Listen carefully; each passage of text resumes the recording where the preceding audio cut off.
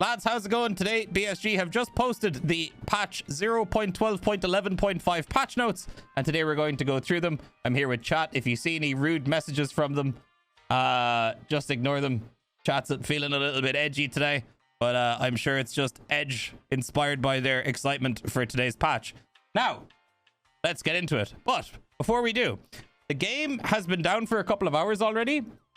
And having, like, I scrolled through the patch notes real quick. There isn't anything crazy, so I think there might be some extra content here that they're maybe not telling us about. Because usually the game doesn't go down this long for optimization patches. So I guess we'll see. It could just be total speculation, but let's go through the patch notes. Anyway, so in the technical update, they're focused on various optimizations and fixes, so hopefully the game runs fantastically today when the patch gets uploaded. So optimizations and performance made adjustments that allow to reduce the amount of consumed RAM after finishing a raid, change the logic of in-game fonts that allow to reduce memory consumption, enabled reflex no longer affects the performance in the hideout. I didn't know that was the thing. Optimized the logic of loading character voices in raid, which reduced the time to load into raids. So looks like we're already getting some stuff to reduce raid times. Or rather loading into raids, leaving raids. Optimize the sound batch loading, which reduced memory consumption and time to load into raids. Optimize the location loading time by rationalizing the logic of storing game resources. So, you know, there was a little bit of a rational game logic there. Good thing they fixed that.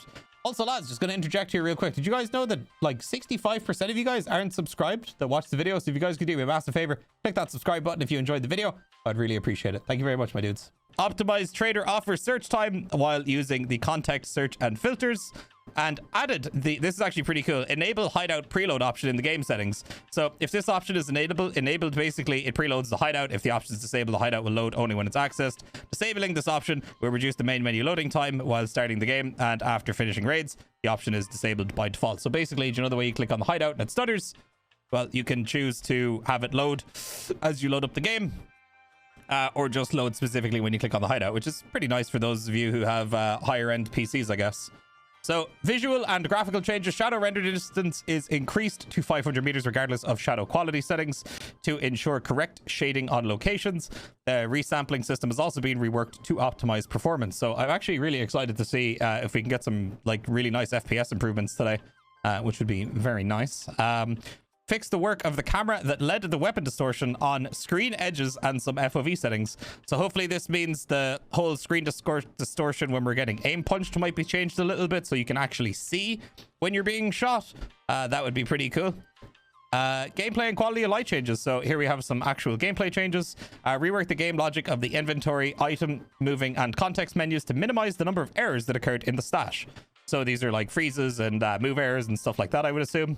Added the ability to change weapon fire mode by rotation by double pressing the fire mode key. I have no idea what that means, but I guess we'll see whenever the patch comes out. Added a 2 menu button at the first post raid screen to skip all the next screens, so you don't have to click through all the information if you don't want to. You can just go straight back to the main menu. Added a check mark that lets you see if the weapon matches the mechanic task requirements when inspecting it in the preset menu. No more do I have to back out to the quest screen 700 times and figure out there was one round in the chamber in my gun, and that's why a mechanic wouldn't take it. So that's a really nice quality of life change, which would be nice for next wipe. Added the maximum single fire parameter for all weapons. So I basically, what this means is that... I forgot to pause my alerts! Well, that one crept in there anyway, it's fine. But yeah, basically this means that they have added like basically it doesn't matter how quickly you click your mouse, the gun will have a fixed fire rate. So I already thought they had this, but I guess there was some guns that didn't have it, so maybe they've added this for like the M1A or something like that now. All broken and damaged window glass is now synchronized between all players, even if loading into an already ongoing raid. So that's pretty cool. The AI of all bosses, raiders, scavs has been moved to a new technology platform that will allow us to expand and increase the complexity of AI-driven unit behavior, and also increases the number of scavs in a single raid in the future. So this is really cool because that's something they're really lacking right now in their raids, is presence of scavs in certain areas. Because... well, basically, the more scavs you add to the map, the more lag we get. But if they can optimize and streamline that process, we'll have a lot more scavs, which would be really nice. Not only for people that are looking for scav kill quests, but also, you know, for information, like people are running around the map, they're not being contested anywhere by any form of AI. So if you're getting shot at by scavs and stuff, you'll know there's people in certain places, which is really cool, which is kind of one of the points of scavs anyway. Completely redesigned the quest system engine. This will decrease the number of errors in the quest system that will facilitate the creation of more diverse and engaging quest mechanics in the future. Okay.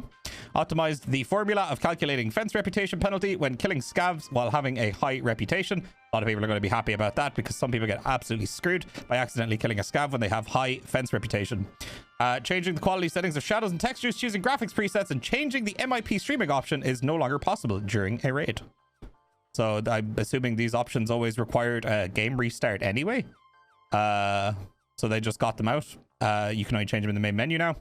Redesigned the system of game settings that allowed to avoid several existing problems when changing parameters. Now, when trying to create an offer with missing items for sale, a no available items message will appear. The raid session ID in the bottom left corner is now unique for every player. It will no longer be possible to tell on which server a streamer is currently playing. Oh, well, goddamn. That's pretty cool. Okay. And now we've got some bug fixes. So let's see what's in the bug fixes. I didn't actually read the bug fixes earlier.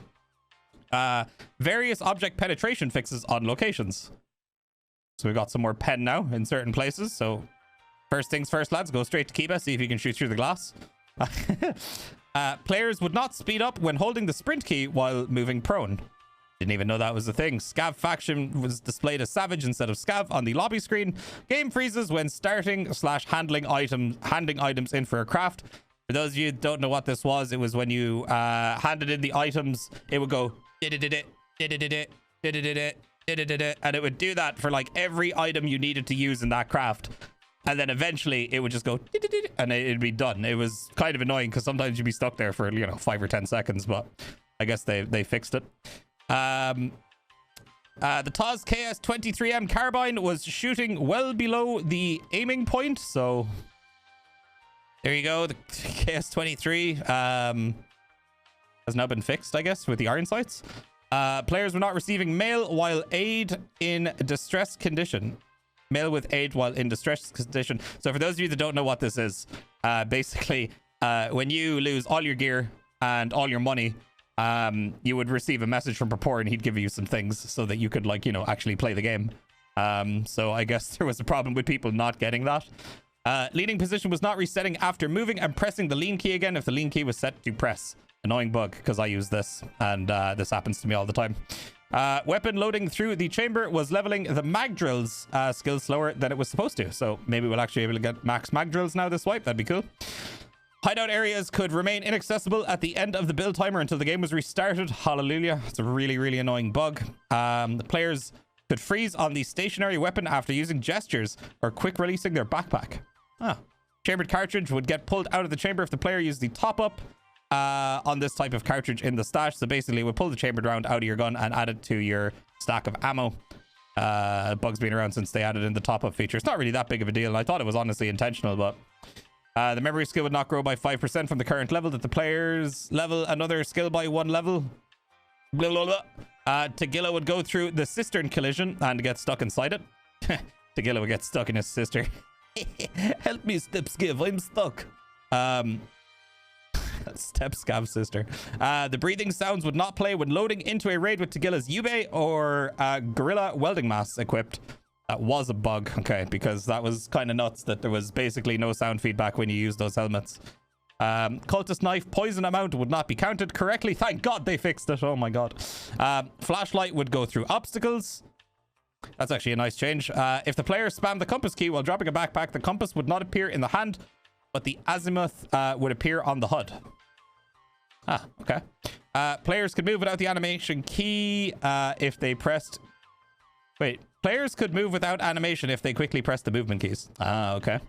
Truck windows were visible through the fog on customs location and fixed various issues causing error 500. So lads, there you have it. There's a big old stonking list of fixes and optimizations and quality of life changes and stuff. So that's pretty cool. Excited for today's patch. It is currently 20 to 4 in the afternoon in Ireland. So I think, well, by the time you guys are watching this video, the patch will be live. So lads, thank you very much for watching. If you guys enjoyed the video, please make sure to leave a like, leave a comment down below. Let me know what stuff you're excited for, what stuff they maybe missed in the patch notes that you guys would like to see fixed. And If you guys enjoyed, hit the old subscribe button. I'll see you guys in the next video. Peace out, my dudes.